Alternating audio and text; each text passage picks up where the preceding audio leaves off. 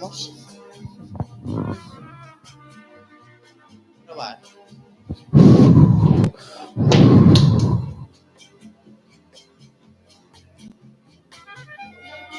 Bonjour. ¿Pasador? ¿Lo controlas? ¿Quieres el micro? Do you want my microphone? Vale. Guapa, no. De memoria. Now in English. Esas.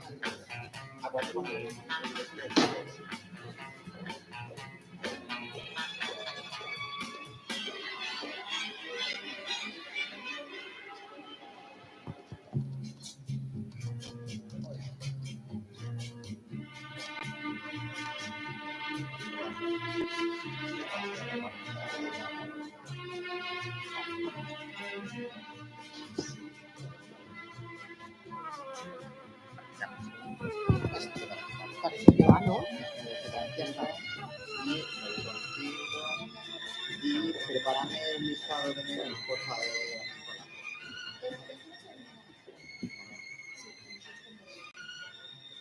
Pero pásame lo que tengas. Casi voy. No puedo dejar de mirarme, estoy muy nervioso.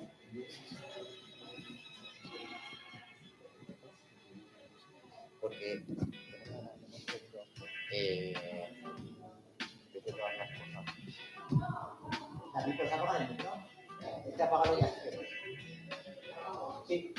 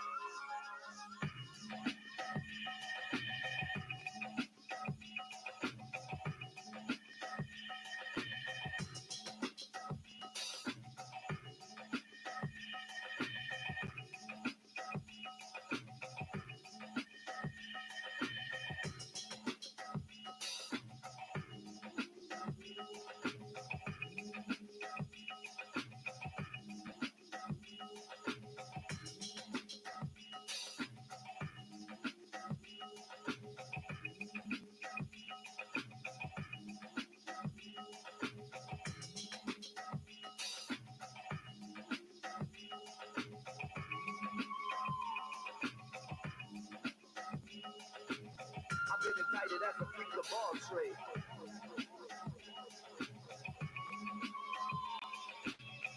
I got it made.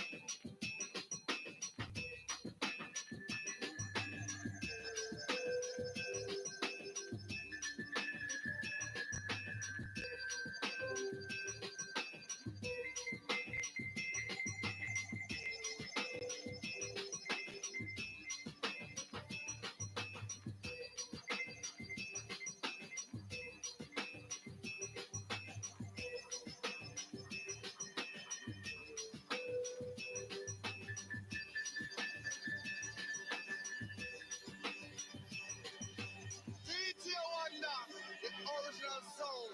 Let the talk of the town, so I'm working like a dog, I'm a bull, come like a dog without bone. You get the original Dennis Al Capone, who come like a king for the throne.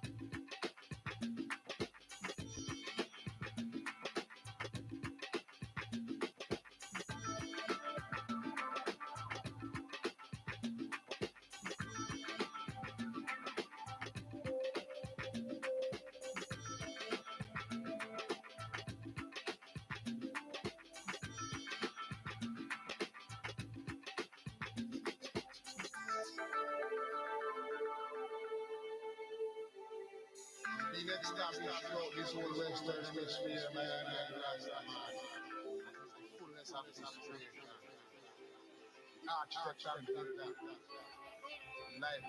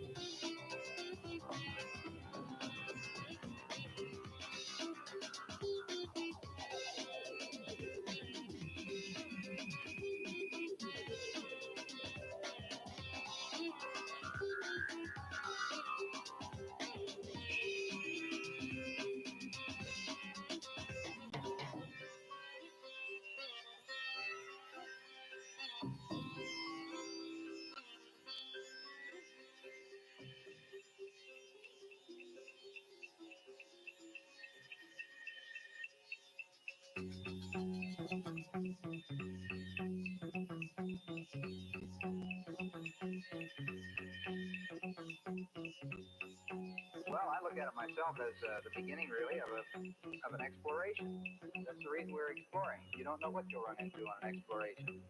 What the sky looks like, what the stars look like. Do they still twinkle, or are they a steady light when you get outside the atmosphere?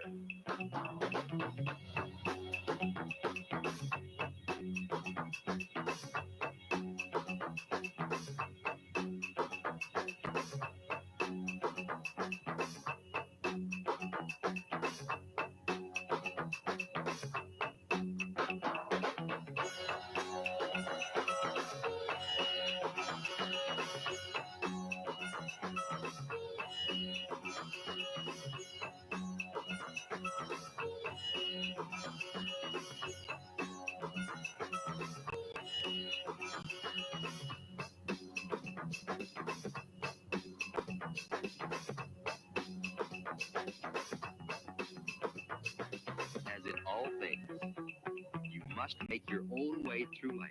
Well, I look at it myself as the beginning, really, of of an exploration.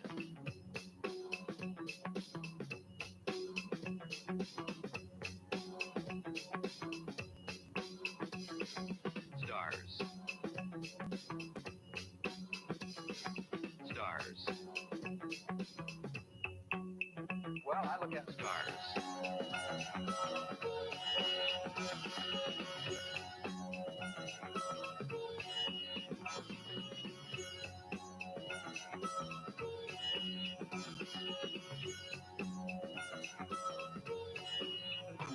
what the sky looks like, what the stars look like, what the sky looks like, what the stars look like. Exploration. Exploration.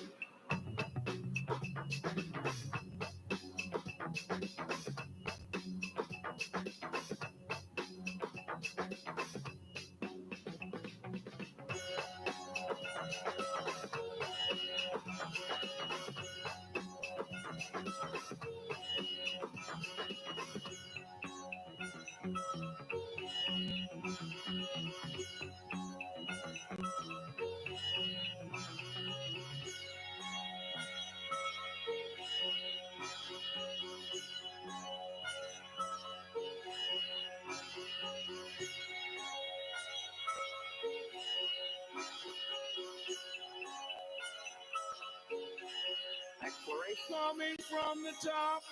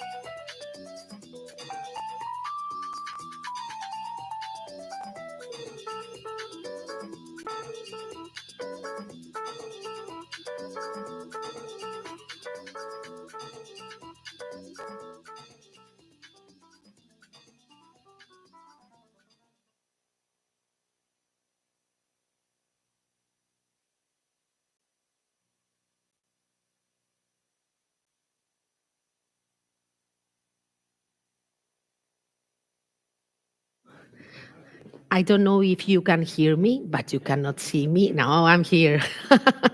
Hello. Good morning, everyone. Welcome to this activity we are going to have today here in Valencia. Welcome to Valencia for those who are not from Valencia. Thank you very much for coming, all challengers and solvers. For those who are now here in presence and for those online, we have other connections that we will meet later, okay? We are going to begin this morning with this open innovation activity.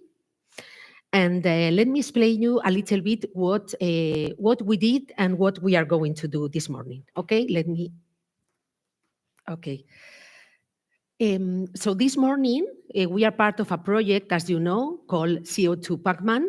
And this morning, we are going to talk about this activity of open innovation, okay? So let me tell you that it's a bit difficult to summarize everything we have done during all these months, okay? But I will try. I will try and I will use this presentation. Let me see if this works. So you can see. I don't know why. I try again. Great. Okay. So when we start this activity, we knew that we wanted to do something with the researchers, with the startups, with the companies, working in the sectors related to the reduction of CO2 in the islands, okay? We wanted to give you all the opportunity to approach the challengers, okay, and their needs, okay? So now we believe when we analyze we have done all these months, we believe that we have achieved this. So we are happy with this because now we have 9 challengers here with more than 25 solutions selected, okay? We receive more than 25, but you are the ones that have been selected for this phase of the project, okay? So today, the most important thing I want to tell you is thank you, okay? Thank you to all the challengers that, they understood the project and they wanted to join us. And thank you also to all the solvers that are here and that we have your time. Time is money, and you are here with us, sharing with us. And you are here to defend, to present your projects and your solutions to the challenges, okay? So this is the first thing. I want to thank you. And I want to give you a little bit of context, okay? You know that this project, CO2 PACMAN, is an InterRegMed project. We are developing it, and what we would like to do, okay, very summarized, let's say, we want to decrease the CO2 print in the 3 islands of the project, and we are trying to see how we do this. So we, as Stay Valencia, as one of the partners of the project, they told us, the coordinators of the project told us, please give us your approach, how we can involve startups, SMEs, researchers to this project, okay? So we did it. We tried to involve all these kind of stakeholders, as you can see. We involve because we have local authorities, we have schools, universities, and companies, okay? So with you, we have all the companies involved in this project, and you will see the results, okay? So as we say Valencia, we are like a business support organization, and we work every day with entrepreneurs and startups. We thought that the best way maybe to involve all these organizations is to prepare this activity, okay? So this is what we have done with this, okay? So first, let me explain a little bit when we talk about open innovation, what we mean, okay? Here we have the words, and I think it's very well explained, because when we talk about open innovation, we are talking about these organizations. Mainly, our experience is that we work with big companies, okay, that they believe, instead of believing that they have all the knowledge and the best people to solve all the problems they have, okay, they think, and they are closed. No, they are open, and they think, why don't we look for the best solution outside, okay, outside our organization? So what they say, I have this problem, so they look for the best solutions in well, in every kind of organizations, okay? So they have many external sources, for example, customer feedback, patents, competitors, external agencies, etc. So they trust all of them to drive innovation. They don't believe that they have all the knowledge, but they believe that they can learn from the others, okay? So, okay, so, and when we talk about open innovation in this CO2 PACMAN, this is something that it's not new for us because it is true that CO2 PACMAN is a project that comes from 3 previous projects. I think they were here. Okay. They are Blue Deal, Compose Plus, and Citizen. Okay. So the European Union always wants us to take advantage of all the research and all the previous projects because the money has to be well spent. Okay. So we developed all these 3 projects, and now with this knowledge, with all these things we learn, we are developing this open innovation action. We did it in the Blue Deal project. The Blue Deal project was about renewable energies, marine renewable energies, okay? So in that occasion, we did it with 12 challenges, and we get a lot of solutions also, and the initiative went very well, okay, in Blue Deal. So now we are taking all this knowledge, okay, and we are trying to use that, but instead of only marine renewable energies, we are trying to approach the problems of the 3 islands of the project, okay? So I think it's more or less clear. And what we are doing with this action is to match the demand and supply of innovation, okay? Not only the blue energy, but also in all the sectors related to the project, okay? And we can see here with all the proposals, the different proposals you have sent, okay? Related to different sectors also. So when we talk about open innovation in this project, it means that all the companies, all the organizations, they go beyond the boundaries of the organization, okay? They look beyond, okay? So it is true that all the organizations, when they want to do things about open innovation, they have to change some things inside, okay? Let me check. Okay, so they have to change the behaviors. Okay, so if your organization is a very close one, is not flexible, you don't have teamwork, and etc., you are not good for open innovation. Okay, so you have to change a lot of things in your mind and in your organization to do this. Okay, so let me explain you how we did this. Okay, because now we are in the final phase, and it seems like it went very easy, but there has been like all phases, and let me share them with you so you will understand also the context of what we did, okay? First, what we did, you know that in this CO2 PACMAN, we are working with 3 islands. We are working with Crete, we are working with Brač in Croatia, and we are working with Elba in Italy, okay? So Crete is in Greece, okay? So we are working with all those islands, and we are checking with them what are the problems they have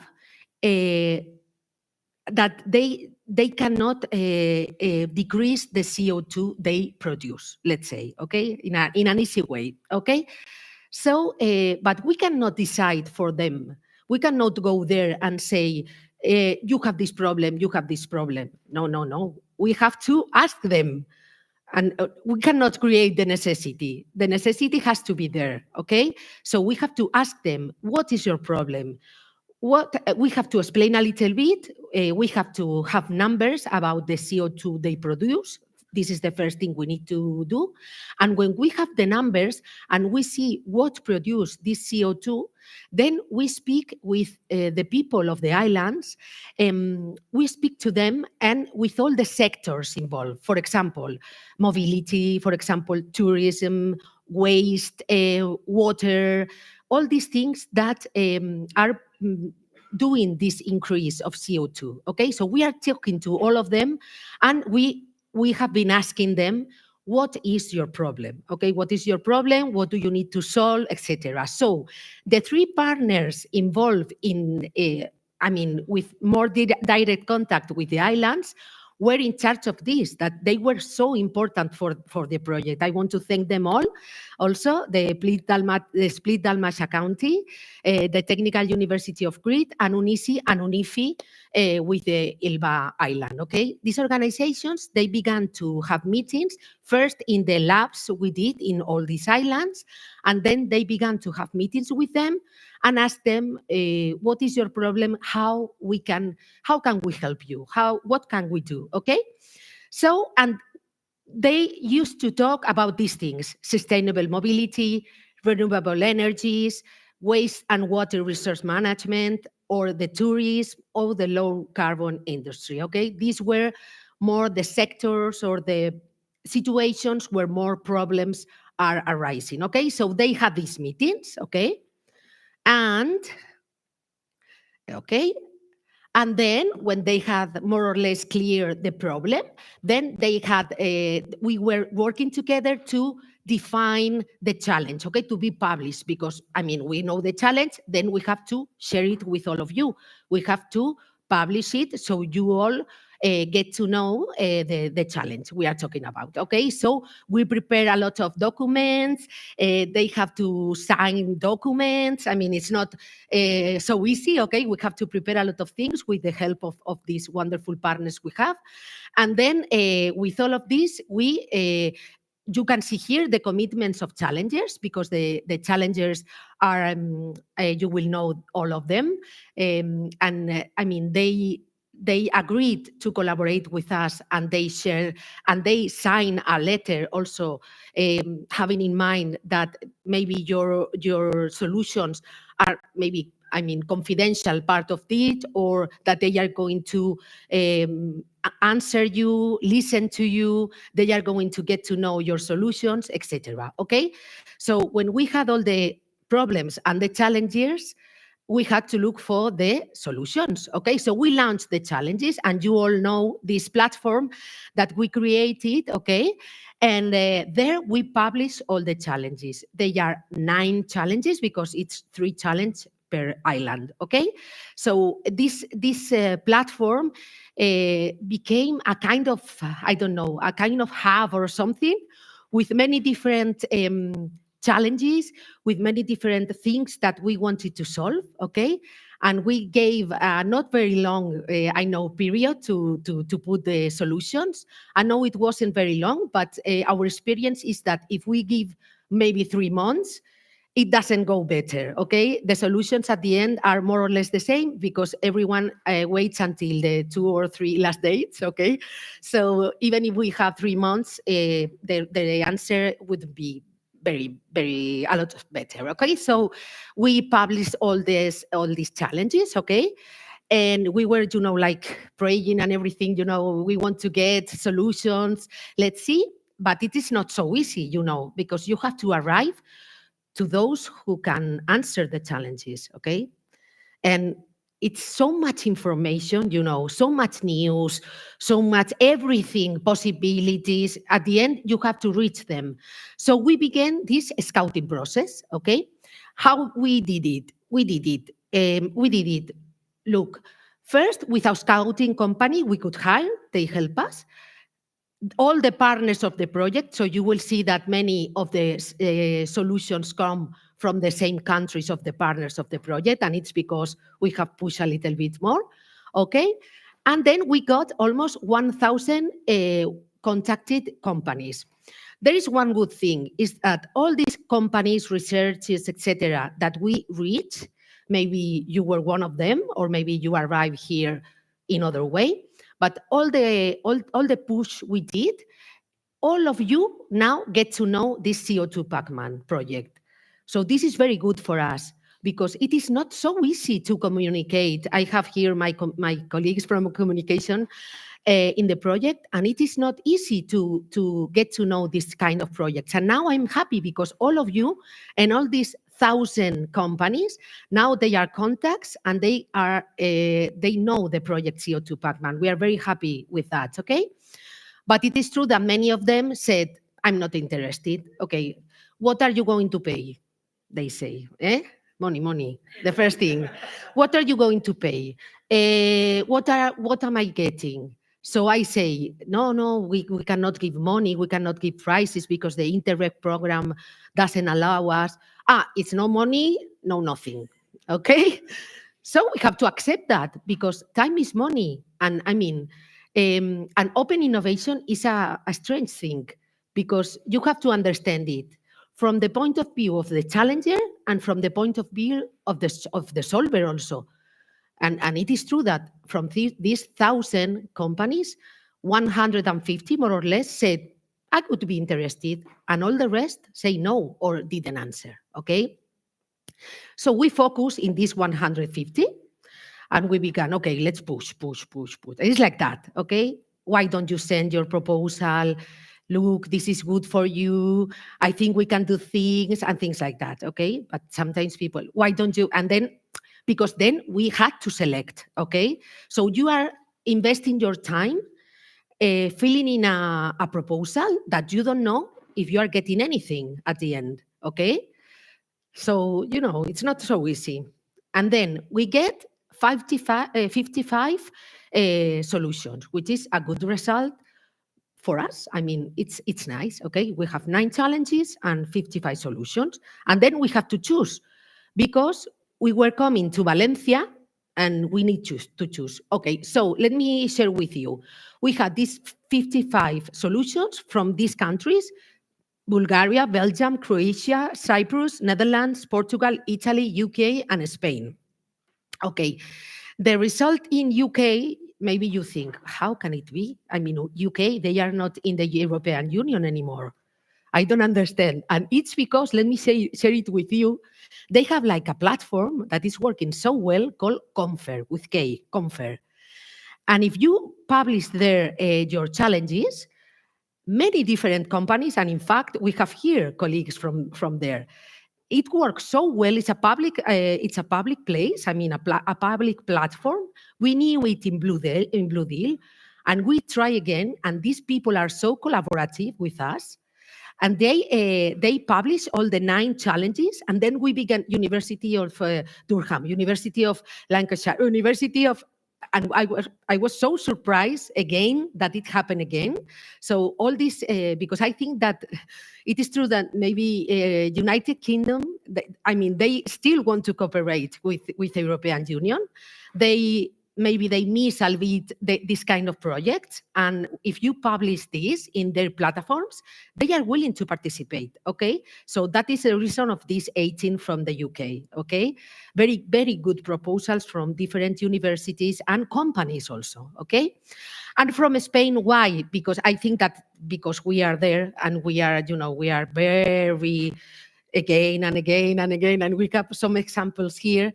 And as far as this is our activity in the project, maybe we push a little too much, okay, I have to say, but at the end we could get some proposals, okay? So these are the countries, and also the proposals that receive more solutions were those related to waste, those related to water also, and to agriculture, okay? But there are many different problems, as we will see.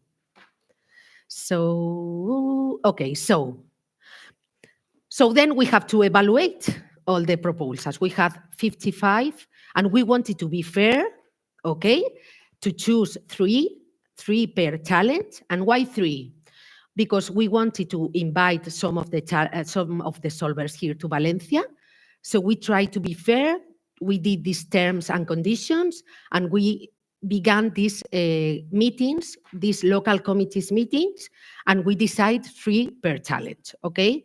And these were all the solutions selected per challenge, okay? So you can see here, on the left, you can see the challenges, on the right, the challenger, and then in the middle, it's not in order. We have it's not first, second, third. You have all the solutions in the middle, the 3 solutions chosen, okay? So here you have all the information, and okay. And what do we get as solvers, for example, okay? If later I have the feeling that maybe, wow, I went to Valencia or participate, but I don't feel I get anything, okay.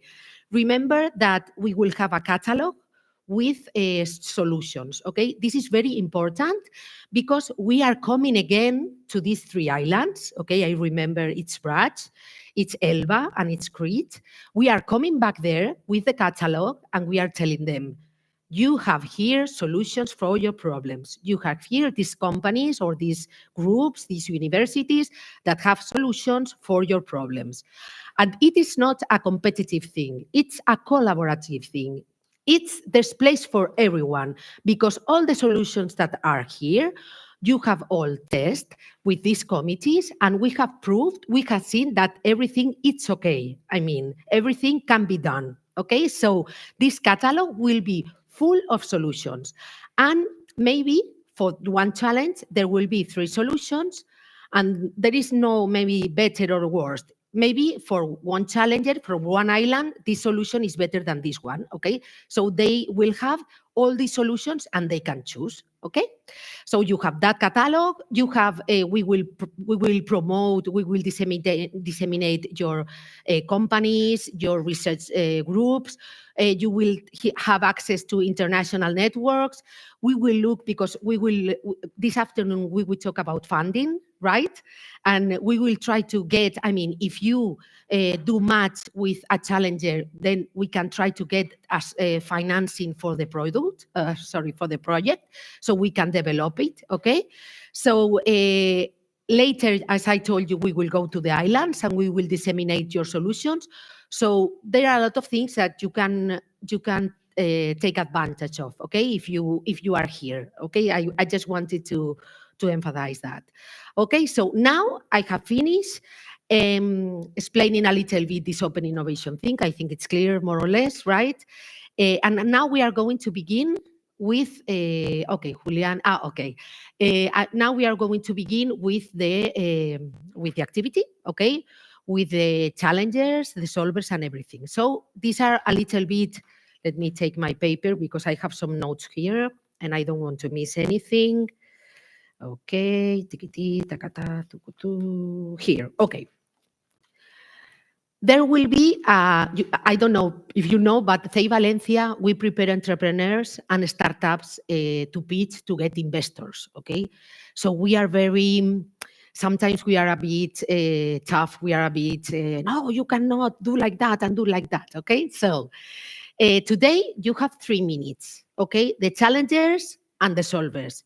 And it will be 3 minutes. You will have a clock there, you have a clock there, and when it, with a countdown, you have Julian there, with a countdown, and when it finishes, it will be a beep. Beep, beep, beep, okay? So you, very nice. It's okay, so, I mean, it's not like a beep. No, I mean, if you are in the middle of a phrase, you can finish the phrase.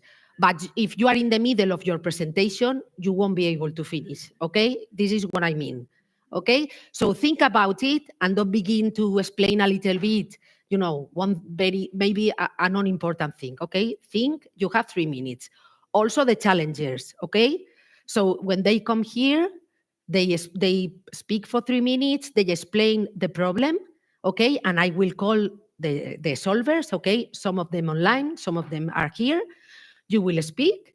In 3 minutes, you will say what your solution can provide, okay?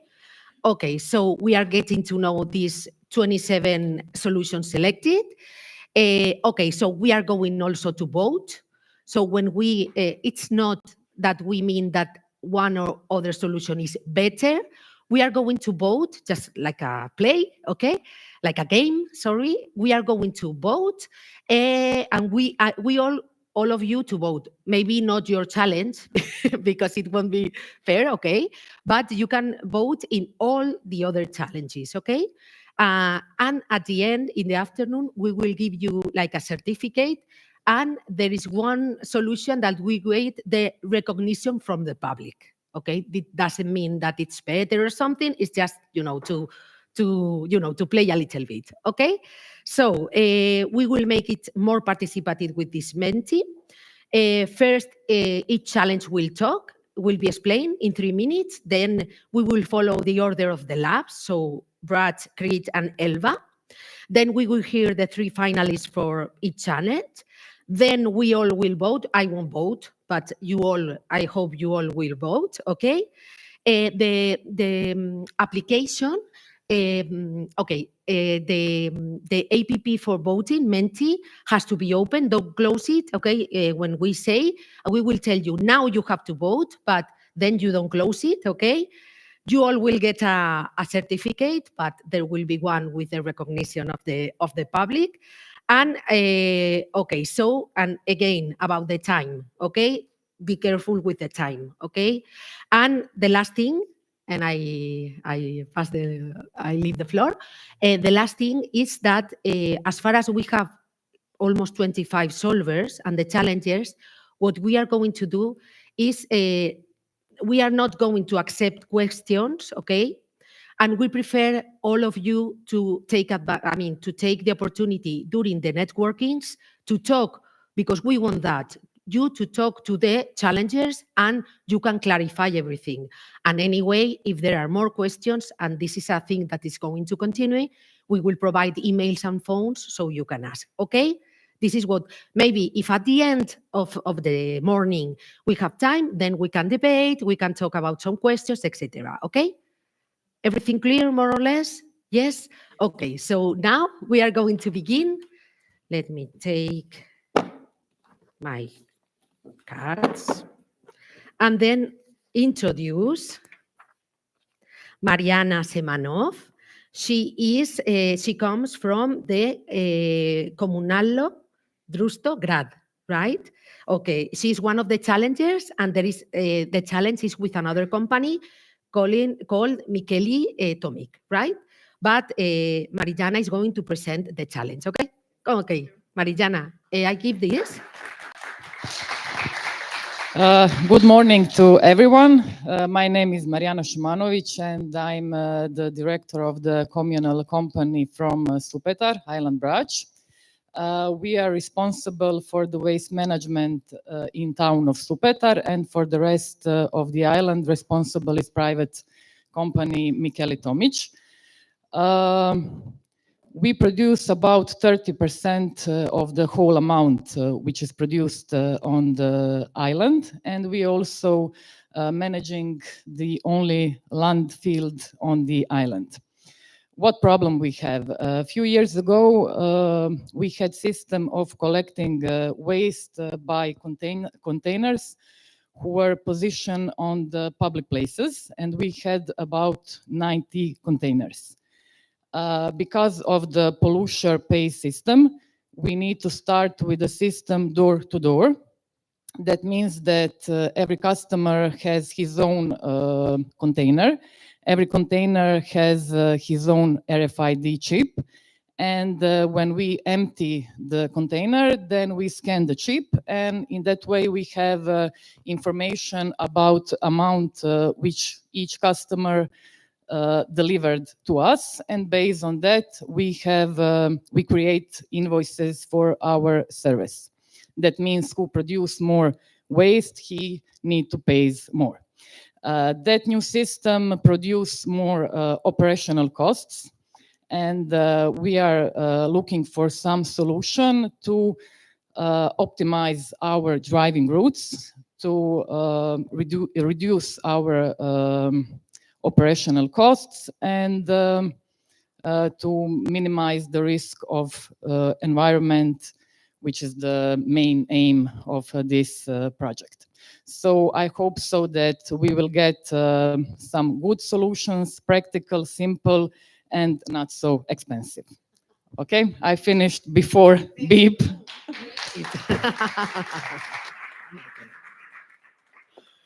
Okay. So now it's the turn of the first solution, Andrés Arconada. Okay, he comes from the company Liz. I don't know if it's said Liz, Andrés. Okay, Liz Data Solutions, right? Okay, so he is one of the first solvers. Okay. Yes.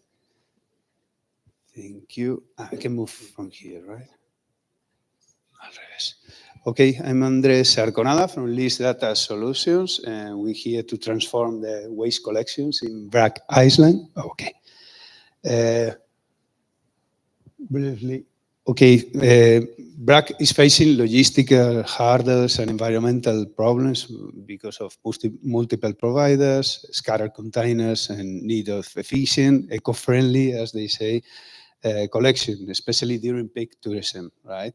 This leading obviously to higher costs, more CO2 emissions, and inconstant services. What we offer is a scalable system that brings together three powerful innovation based on geolocation container identification to know every container is digitally mapped and monitored, real-time route optimization that allows to adapt collection route instantly, saving fuel and time, and also driver support. Even temporary drivers, when you need in peak seasons, can be guided step by step in navigation. All is integrated in a modular platform that integrate seamlessly existing operations. This is an example of how, is it not moving? Is it PPT? This is a video, suppose, and can you please plug it? Okay, that's it. It's an example of a front end of a similar solution that we have implemented for a logistic company. Okay, the scale will be bigger, but it's a company that need to collect from many, let's say, stores in the middle and delivery. They got different kind of truck companies. One of them they are owned by them, and other ones that are temporal. So then you're able to select and choose and optimize. Then underneath that, or in the back end, we got transport planners, okay? That depending on the route and on the things that you have to reach, you can move or optimize up to 30% of the movements or saving fuel, okay? Just like an example. Okay, the results that we can reach up to 30% fewer kilometers driven if you can decide whether to go or not to any collection point, lower operational cost, CO2 emission, is a transparent performance-based billing, and also is a better service for both residents and visitors, okay? So we try to turn the waste collection from a logistical headache into showcase of sustainability and smart technology. We say that BRAC can lead the way, but there are many, many places that could have similar problems, okay? Perfect. And BIP. Perfect. Andres. Thank you very much, Andres. Okay, so now is the turn of Andres Mayada from the company Integra Tecnología. Here you have everything. Hello, everyone. Thank you very much. Well, our challenger was, as we know, the BRAC Island. So I'm going to introduce our solution. Well, just a few words about the company. We're more than 50 people here based in Spain, but we have worked with more than 25 countries. Okay, so the point here is that, as we know, waste collection and route optimization is not a problem from today. Okay, it's something that is well known years ago, but now we have the technology to improve these kind of algorithms. Okay, so our approach is based in three core technologies that completes the full data flow of data. Okay, we start with Internet of Things, then we will move to business intelligence and also with artificial intelligence. Okay, so about how to monitor and all the liters and all the trash cans, we think that narrowband IoT it's the good approach in order to collect all this data, okay, and transmit this data. We want to provide each trash and garbage containers with devices that could locate all these containers because they can move as well the field level and also the combustion of them. Okay, but not also monitor the garbage containers, but also monitor the garbage truck. Okay, because we can connect to the ECU of the trucks, and in that way we can learn about the consumption of fuel and all these stuff, all the variables that will involve in the carbon footprint. Okay. We have several experiences with this kind of data. Okay, we work with Power BI in order to do business intelligence reports with all this data. And about artificial intelligence, the idea here is not to only visualize data, but to also analyze and predict the optimal routes, also to explore new kind of relationship between data that we don't see with a human eye. Okay, so in that way we will have optimal routes, but also new insights of correlation with this temperature, or when the tourist goes ahead, then we have to move here. So this kind of knowledge, okay? But this is not all about technology. This is a problem that people is already involved. So for that, we want to encourage the island in order to use an awareness and communication campaign as well, okay? So this is a screenshot of Supeta Google Maps. So like kind of printing in all the garbage and all the trucks in order to aware people to use these garbage containers in an efficient way, okay? So not also this, we need also to train all the staff in order to use this platform, okay? The change of the methodology in working is also an important part of any kind of projects like this. And we have worked with this kind of solution as well. Well, there are some KPIs, and the journey begins with a single step. Thank you very much. Thank you. Thank you very much, Andres. Thank you. Okay, and now we have one participant online. His name is Noman Ahmed. Let's see if I think we have him. Okay, let's see. This would be the third solution. Okay, so we had Andres Arconada from List Data. Remember, because then when you have to vote, remember that it's 1, 2, and 3. You will have to choose your first option, your second, and your third, okay? So now we have Noman Ahmed from the company Smart Ends, and let's see if we can. Yes, I'm here. Okay, Hi. so go ahead.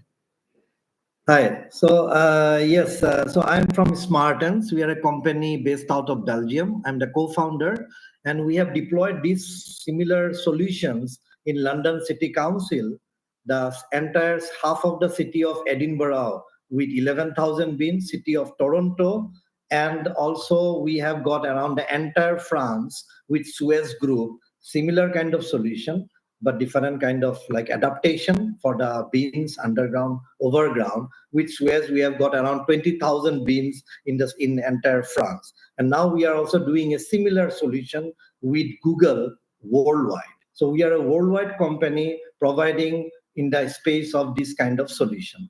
And the solution that we are proposing here is kind of a similar solution, which is called the Brighter Bins route optimization. It includes, like my fellow colleagues just mentioned, it includes the different kind of sensors we'll use in the bin. We do not need the RFID for tagging because we will do it directly through the sensors, and this hardware can send the information regarding tempering alert, fill level alert, fire alert, and then the pickup alert. All of these information will collect, we'll send it to the cloud, which is running on AWS, and which will then transfer this to the route optimization software. So we have three kinds of software that we are giving you.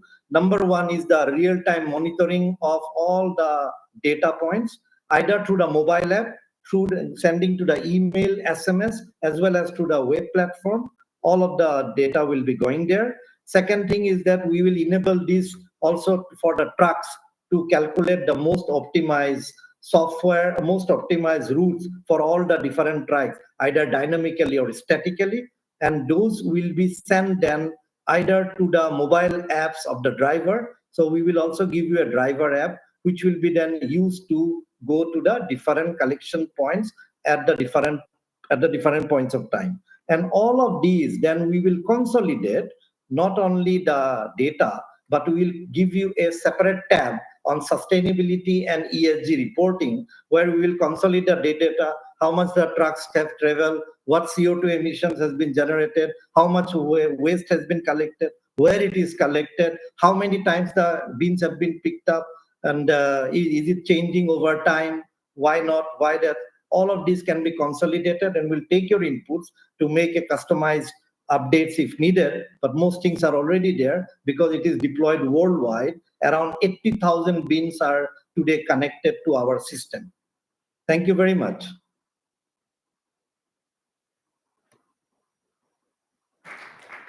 Okay, so now we have all the solutions, and I would like to share the Menti information, because with that you can begin to vote. Okay, so we can see it almost here. Okay, so please use your mobile phones and use this QR. If not, you can use the website and the code.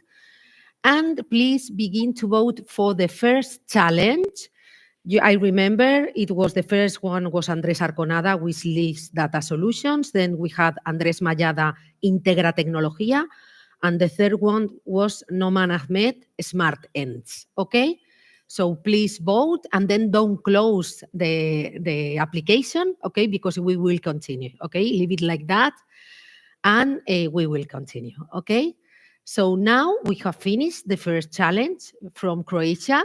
For the challengers and for all the partners, I remind you that there will be a catalog with all the solutions, with all the information, with all the contact details. So don't worry if you've missed something. You will get that information if you are interested. And then I would like to go to the second challenge. Okay, so I would like to call here with me Petar Anibalovic, who is going to present the second challenge. He's from Vodovod Brać, and the challenge is about applicative solution for monitoring and reducing drinking water losses from the water supply system. Okay, so Peter, go ahead. Good morning to everyone. My name is Petar Anibalovic, and I represent Vodovod Brać, the public water utility company responsible for supplying drinking water to the entire island Brać. It is a pleasure to be part of this business forum and open innovation challenge under CO2 PACMAN. So we are here to try to help the island Brać how to fix the leaking in our pipes, and we have a big problem with that. Maybe more than 30% we are losing the water. We are public service provider for more than 13,000 consumers. Water supply fully dependent on the mainland sources, part of the regional water system, Omiš, Brać, Hvar, Šolta, and Vis. Water is coming from the river of Cetina on the mainland, pumped via undersea pipelines to Brać. We have now 4 pipes, and we are little bit to the maximum. Now we have the license for the next pipe, and we are running for the money. It's about 15 millions of euros. And after that, we will be more secure, because when the tourist comes in the season, we have a very big pressure, and we are till the end with the water. We have a treatment on the coast, sedimentation, filtration, and then chlorination on the mainland, and again on the island Brać.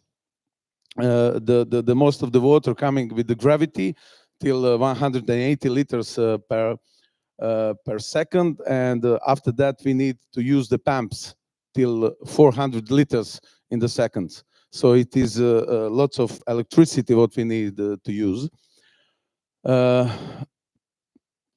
So we have 130 kilometers of the main pipes. We are in the seasonal stress because of lots of using the water and everything.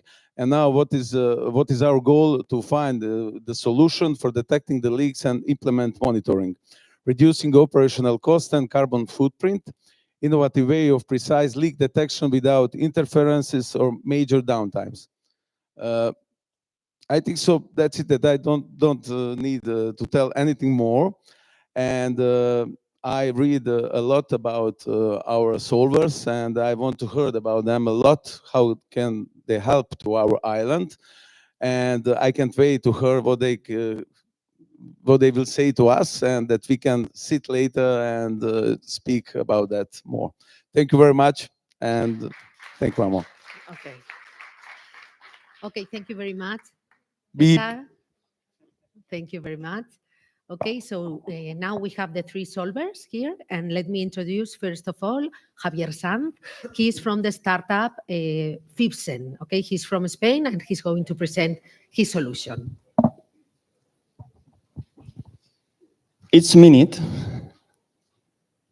3,000 millions of bottles like this one are lost in our European pipelines. This is the equivalent to 30% of total supply. Let that sink in.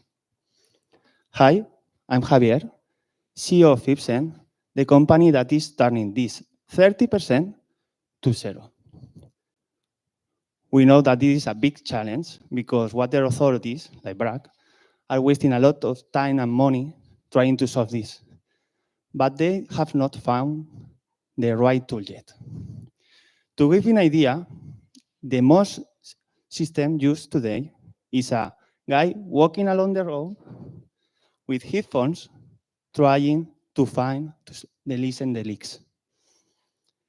This is the most cost-effective solution today.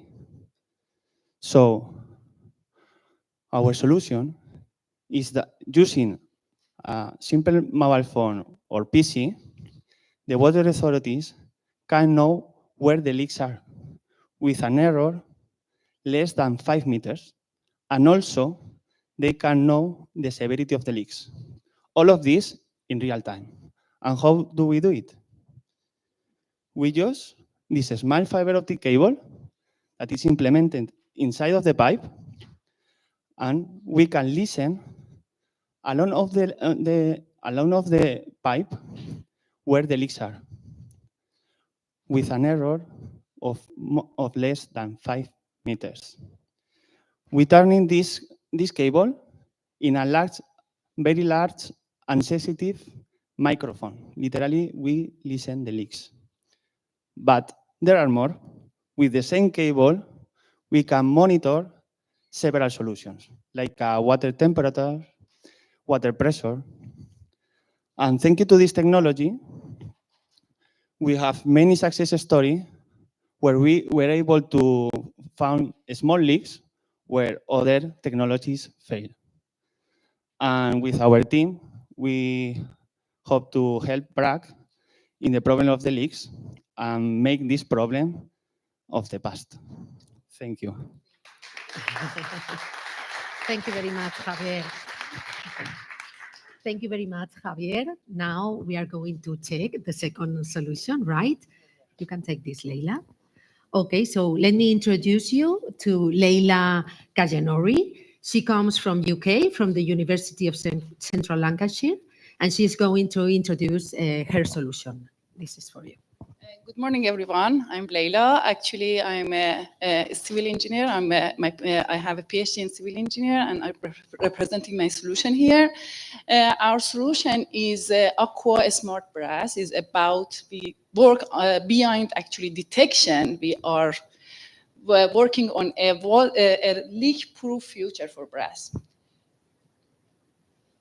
Actually, looking at the problem first. Aging of the network, it caused a kind of huge water loss on the network actually.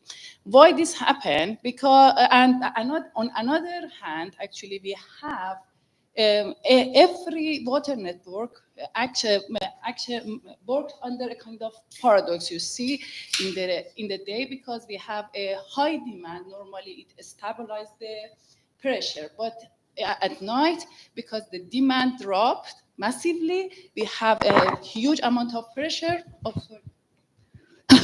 sorry. Here we have a significant increase in pressure, but when the normally even new pipe has the risk of bursting, and also a hidden leakage happen. Actually, and it makes a pump to work constantly, and it means a high operational cost, actually high electricity consumption, and also higher carbon footprint. And but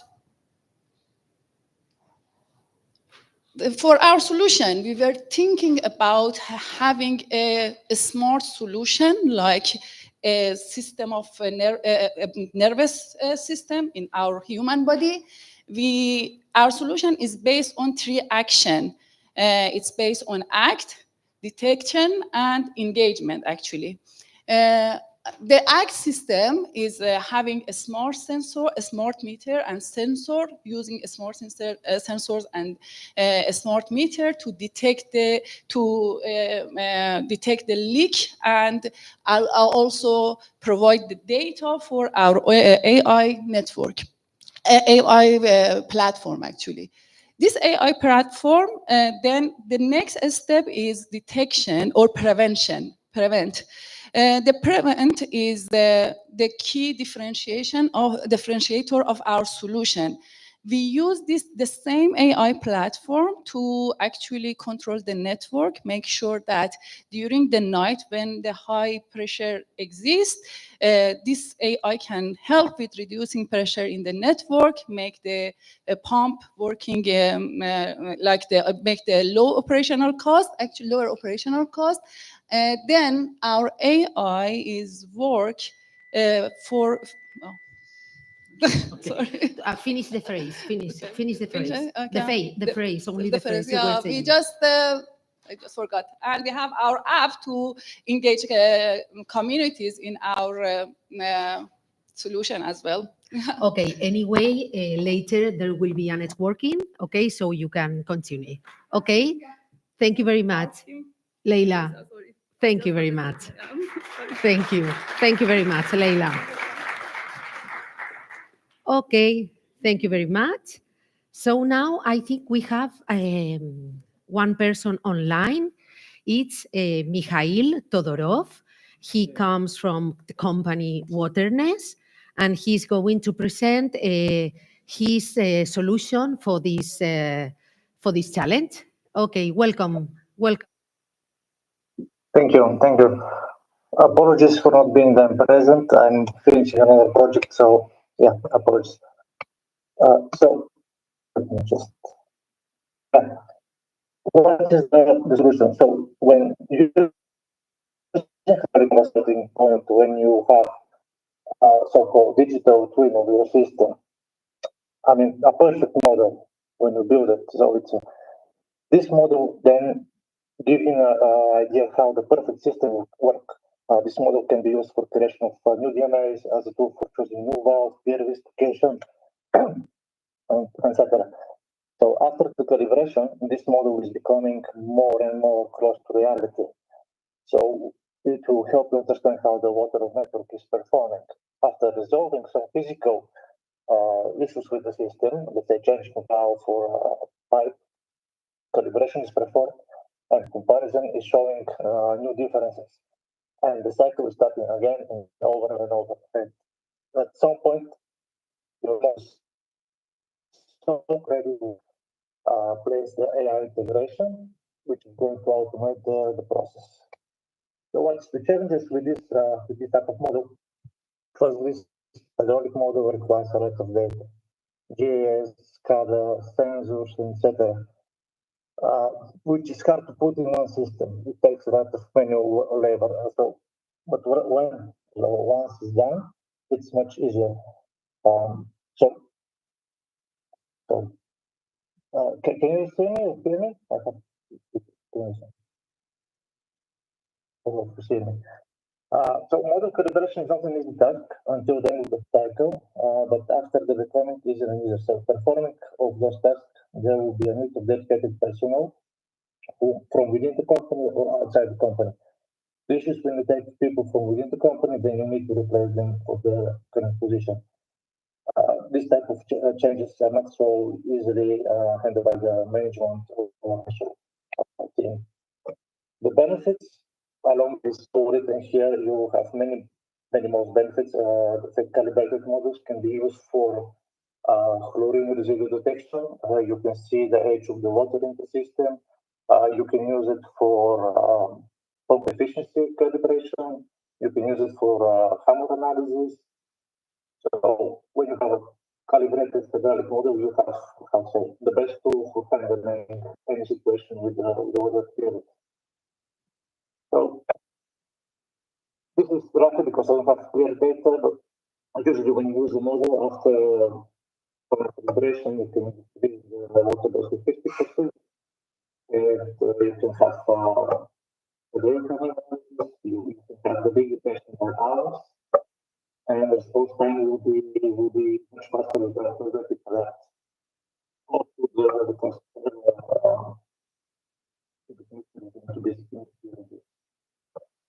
yeah, you don't sound, yeah, when you travel, you can do smart navigation.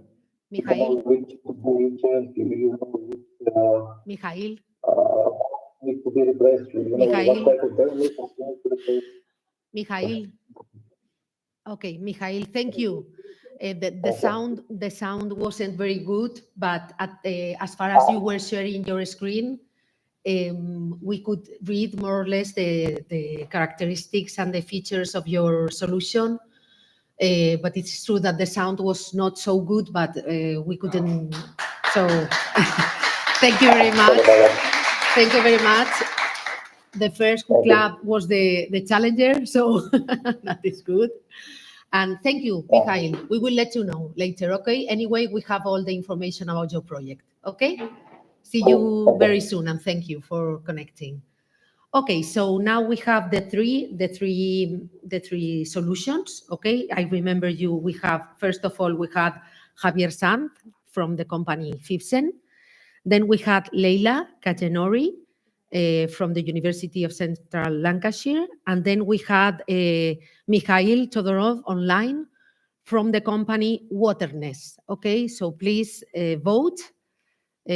Which one do you prefer from these three solutions, okay? As I told you multiple times, but I say again, this is not that this is the best solution. It's not working, they say. Okay, hold on. Let me ask my colleague who did this, if she can solve this. Now it's going? Okay, it should.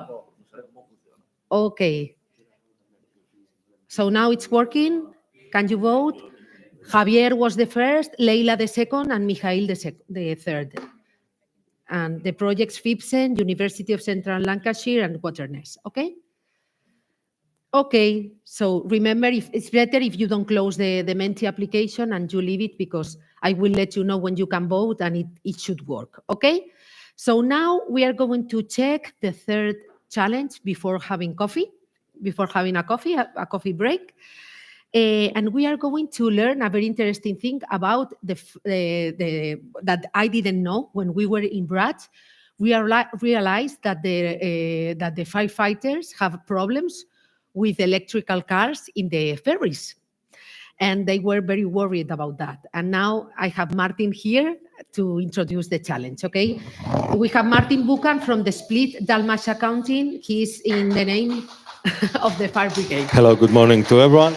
Thank you. So first of all, I want to apologize from Mr. Nicola. He's the fireman, the chief of the fireman brigade of the Supetar. So what is the fireman brigade of the Supetar? Is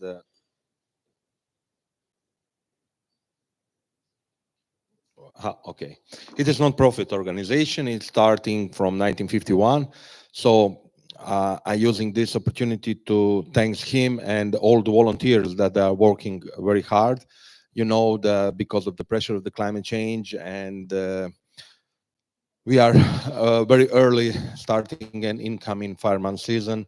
So most of them, they are working volunteers to help us and to save the lives and homes of our family and also our property in the county of Split and Dalmatia. So the fire protection and rescue is, they covered the whole island of Bratch. About natural disasters, education, safety, and related activities. So every year, the island of Bratch has approximately, during the winter time, till 15,000 people, and during the summer season, they have more than 120,000 every week. It is change. A lot of them stay all the time, and we have increased a lot of the new electric cars, electric mopeds, trottinet, and etc. That's a real challenge for all our families because they didn't know the knowledge about how to protect the property and how to finalize that fire that case. So the fire prevention and monitoring forecasting aim of improving to reduce damages and environmental impact, and searching the name technologies and methods to apply. Electrification of automotive fleet. So we have also the rental cars that are using only electric cars for the rents, and that is very popular, especially that we have a lot of people from Norway and Finland that have usual habit that use electric cars on the ordinary time. So they, when came in Croatia, want to have the same quality of the life also in that part. So electrification is rising, especially in the touristic places. Rise of the tourist numbers also is very rise. And we have the harbor of Supetar that is more than 1 million of the passengers, and a lot of them came with the car. And it is really security problem for us, what it will be if we have some fire of the electric cars on the ferry boat. So we want to see innovative models and solution of the fire suppression, to monitoring the new surprising agents and fire forecasting. And at the end, this is the one postcards from the island of Brač, and I hope so that a lot of you will come together to be with us during the October to the next our meeting. Thank you a lot. Opa. Thank you very much, Martin. So he did a little publicity, dissemination of his island. Yeah, marketing, yeah. Okay, great. So now we are going to have the three solutions with us. We are going to learn about these three companies that want to share with us their knowledge. First of all, we have a participant online called Ivan Moreno from Ecofire Global Distribution. Ivan, it's your turn. If you want to begin, you have 3 minutes, okay? Okay. Ivan, we cannot hear you. Do you hear us? Ivan, can you try again? You can speak now? No, it's, are you mute maybe? Do you want to? No, you are not. Okay. Okay, do you, maybe we can go with the other two participants that we have here, or I wait? Okay, I wait a little bit. Okay, do you want to try, Ivan, again? Okay, they are checking something. Okay, Ivan? Hello, good morning. Now we hear okay, you. perfect. Great. Thank you so much. Thank you very much. First thing I want to say is that for me it's a pleasure to be here and be part of this meeting. Yeah. Today I'm going to present a new solution for everyone in the fire part of the world. His name is Ecofire, and it has been distributing by my company since 2 years ago. This product is a dissolution of natural and organic biodegradable products, and it's 100% eco-friendly. What we want to try to do, it's like substitute every chemical product to burn out every fire with this product that it's perfect for plants, animals, persons, for everything.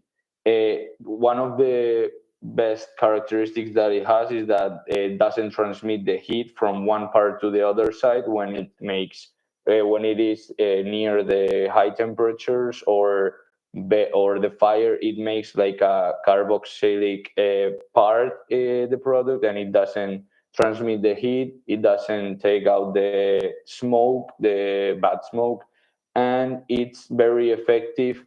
It's obviously very effective than the water. 1 liter of Ecofire, it's the equivalent of 30, 40 liters of water in burning out a fire. one of the biggest things we have is the only product in the world that can burn out the lithium batteries. And I'm gonna show you after a very big video. Co-Fire, it's a certificate product, obviously, because everything we need to talk about or present, it needs to be certificated by governments and private business. It's not even toxic, risk free, safe, how I say, safe for people, animals, and plants. And it's the only product that prevents the spread of the battery fires. These are our formats right now. We are trying and working in having more, but this is our catalog right now. I want to show you, we have a lot of practices with lithium batteries, and obviously with cars, in parkings, and all around the batteries that right now are a very big problem for the whole world. Oh, one sec. And I want to show you these two small videos if I have time. The first one is in the show El Hormiguero, a very big show in Spain that they contact us to see the product, how it works. What we can see right here is that it stops directly in the grass, the fire, where we have put like a line of Eco-Fire. And the second one, it's a rack full of lithium batteries that we can burn out in less than 15 minutes, and it can be without fire at least 30 minutes. In this example is very important because we have put 9 pallets full of batteries. We burn the middle one and we save the other 8 pallets without any risk. Ivan. How you can see, we Sorry, spread Ivan. the product. Sorry, all we over have the to finish. Have you finished Okay. this video? We gave you 15 seconds more because at the beginning you we so had much. some problems with the connection and everything and the voice, but we have to stop. But I think that we have seen very well your videos and the way your product works. Okay, so thank you you so very much. much, Ivan. Okay, Thank you. thank Bye-bye. you. Okay, so after Ivan, I want to welcome Arantzazu Alvarez from Fire Isolator. She's going to introduce her product, okay, to all of us. Okay, Arantzazu. Pon el micro cerquita, Arantzazu. Ok. Esto funciona así. ¿Cómo pasamos? Dale aquí. A este. Mira. Okay. You know that it is very difficult to stop electric vehicle fires. This is why we have developed a product which is not working. No. Okay. Our solution provides 3 different. Okay. I'm very sorry. Our company is based on the Netherlands, and we are one of the distributors for this product. Because in the ferry, I think. Okay. Our equipment, when it's impossible to extinguish at the fire, the collateral damages might be the best to be reduced. So we use three different low pressure. The first thing to do is to deploy the blanket over the car. 2 people will be needed, but it's very easy. The second step, once this is covered, we throw some potassium-based aerosol units under the blanket. This will reduce the temperature by hundreds of degrees during about 20 minutes, the blanket resists 1,600 Celsius degrees. And then the third step is to use a water mist lens, which will come into the battery and stop the fire to reignite, to come the fire again. The blanket is like 6 by 9 meters. The aerosol units will be 2, and the water mist lens will come with a trolley. All the solution will be around 4,000 euros. Is all completely eco-friendly. Nothing leaves rest of contamination substances, and also Okay, thank you, Arantzazu. Thank you very much. I think that the good thing is that we have images and you explain the 3 steps that they use. So I think that everything is very, very clear, Arantzazu. Thank you very much. And now we have the last, but not least, we have with us Dr. Hamid Reza from the University of Central Lancashire, and he's going to present his solution, okay? Okay, good morning, everyone. Okay, good morning, everyone. There are 500,000 cars on Brooch Island every year. And now the number of EV cars are increasing.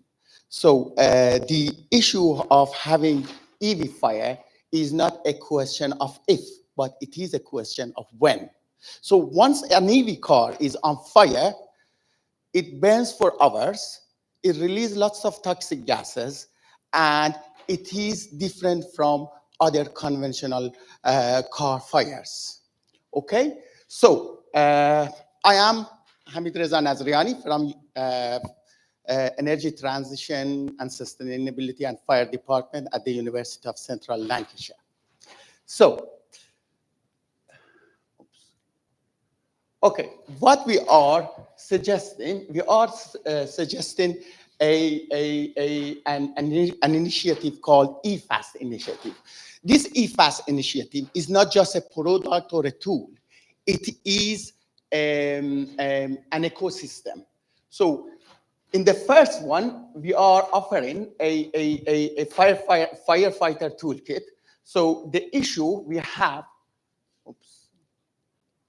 doesn't work. Okay, the issue we have with fire cars, the EV batteries, once they are on fire, because you have cathodic lithium oxide, cobalt oxide, once it is on fire, it produces its own oxygen. So if we blanket the fire, EV fires, you have some self-producing oxygen inside batteries. So in addition to blanketing, we have to have some piercing technology to inject water into the batteries to cool it down and to put out the fire. That's one of the solutions we have. The next one is, an AI-powered platform to have a full data set of all EV cars, and it gives your firefighters an understanding how to attack each EV car, I mean, to put out the fire. The third one that we are planning to develop the first Croatian emergency response handbook, and Brooch will be a benchmark island for the entire region. And the fourth one is the trainings. In the UK, at Preston, at Washington Hall, we have a big training center, and at Brooch Island, we have this collaboration as well. But the most important outcome of our initiative is the collaboration between the University of Central Lancashire and Supetar at Brooch Island. So we will be working with you to get the EFAST initiative up and running. Thank you so much. Thank you very much. Thank you. It's okay. Thank you. Thank you. Okay, so it's time to vote. I guess we have finished the three. So we are going to Menti again. If you should have in front of you the three proposals. Let me remind you the names and everything. We had the first one. It was Ivan Moreno online, Ecofire Global. The second one was Aranzazu from Fire Isolator. And the third one was Dr. Hamid Reza from University of Central Lancashire. Okay, so please vote which solution you prefer. Okay, it has to do with everything, with the pitch, how they speak, or maybe the content, what they say, what you prefer. Okay, so we have like 10 minutes. We said we weren't going to accept questions, but we said that, and now we say it's like I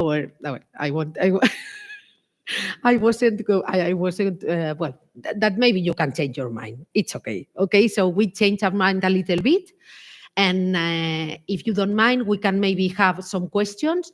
We have especially the challengers here, that maybe they can do any question to the solvers here. Do you have any doubt that maybe Petar or Martin or Mariana, or everything is clear? What do you think?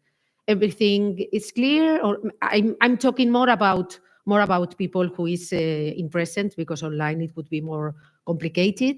Maybe we can send an email. Okay, Petar. Is the question is for a company specific or in general? In generally, hello again. I have just one question. If we decide to take some of these companies to fix our problems, it was very interesting to listen about all of this and how they can help you. But the most important question is, can our local team operate it independently after they give the system? And what is very important for us, because we are not the company with so much money that we can give a lot of money all around for I don't know what. So the first question is, what is the cost of this to put that system in our system? Maybe the both of solvers can tell something about it. Okay. Thank you. Okay, so I believe you said more or less the cost, and if you install this, if it can work independently after maybe some training, etc., or you need to have this advice every time, so maybe the cost would be higher. Okay, so I don't know, Javier, can you answer, or do you want to try? Come on. Okay, something about the cost and the follow up, and how you can follow up this system. So our solution depends on the diameter of the pipe and the number of the kilometers, but normally is 10 euros per meter. And if you, for example, you put a leak detection with other solution that we have a discount of the solution, because we use the same interrogator, the device that is like a computer, and with only this computer, we can monitor along 30 kilometers. So 30 kilometers. So we only need a cable and one point to monitor all the 30 kilometers, and with other 30 kilometers, we put all other interrogator. So how many? Only we need electricity in the point that we install the interrogator, but we normally we install in the tank. We can always speak about the price. Normally it's 10 euros per meter, but we have. We will speak later. Okay, this is my solution. Leila, what do you think? Yeah, actually, the things that which is I discussed it very in details in our solution. The investment that you put on your network shouldn't be just detecting the leak. You should make a kind of a smart water network, which it all money come back in few years after you finish your network. You make your network smart, because the first part that I think about a kind of buying sensor, which is if you use caviar network, that it lower the price. But the next step is changing pump system actually into a kind of the variable speed pump, which can cope with different type of pressure in the network, and also that app which we have to design for the consumers to make them engage and make them a kind of active partner for brass, help them to maintain the resource actually. In the app, we give the detail, like we can provide them with a data like how much water they consume, and how some conservation tips about how they can bring the water consumption down. And and this information help them specifically for hotels and those tourist center, big tourist center. They can it can help them with reserving more water actually, and also prevent leakage in future. Because when you detect the leakage, it's important we can repair or change that part, but if we don't if we don't change the pump system, if we don't if we don't if still we have those problem, high pressure problem in the night or in the winter, there is no guarantee for new pipe or new fitting to not having any leakage in future as well. Then in terms of money, I think our estimation is about 300k euro for just changing the network in the network into a kind of a smart network. But it will be a kind of investment for you in few years. Okay, I'm sorry, I wanted to just to do this. To do this? I forgot I cannot have. You have. Yeah, to have, Because I don't use we are not used to, and sometimes we forget. Okay, so all the rest you don't mind. But in the solution, in our solution, I have a detailed like pricing breakdown for you. We have some smart system. We have a SCADA. That's good. That's good. Yeah, that's good. I think so that first you need to go in our problematic to see our SCADA, exactly. what we have, and then we can. Yeah, we need a kind of rough assessment of your system, and I think it will be about £20,000, like to have our expert coming and looking at your system, and we have some consultation to tell us how is your system work, which part we need to replace, which part we need to repair, and also then move through the first part, which is the pilot part, and we just choose a kind of a small zone of high loss, high leakage, and then we, based on that, we can train our AI platform, and it can predict, even without any sensor, it can predict for the whole network. Then, that's the main part of the investment. It means, Okay. Okay, thank you. So I think it's time. Okay, hold on. Let me come this way. Okay, so I don't know. You have a question? Just question, one comment. More comment. Okay. So first of all, I want to thank all the challengers that are give the real passion to solve some problems, especially when we see the design of the tanks and the treatment of the they are really passionate. These 3 minutes we know a little bit more than the other partners about the money and some other things. In 3 minutes it is not it is the pitch, and I saw the differences between SMEs from the one sector and from the university, how to sell the market. And that's the differences between someone who is more focused on the profit and what people there need, and then the university that have a little bit more speak about that.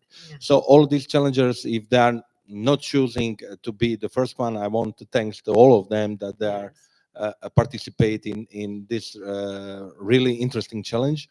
And I hope so in the future that if they really can be down there to maybe, if they are not acceptable for the island of Brač, will be on some other case on the counter split in Dalmatia. All of that solution, it's a very good idea for all of us from the regional government, for all the municipalities and this company, maybe for the future idea, what we can do in our perspective, and also to focus on how to design some public procurement, because we have more incomes, more ideas, more things and financial things how to organize and to make that papers for the beginning of that.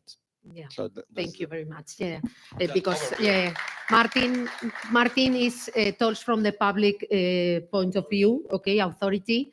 So he's willing to develop all these initiatives, but yeah, it's always always need money.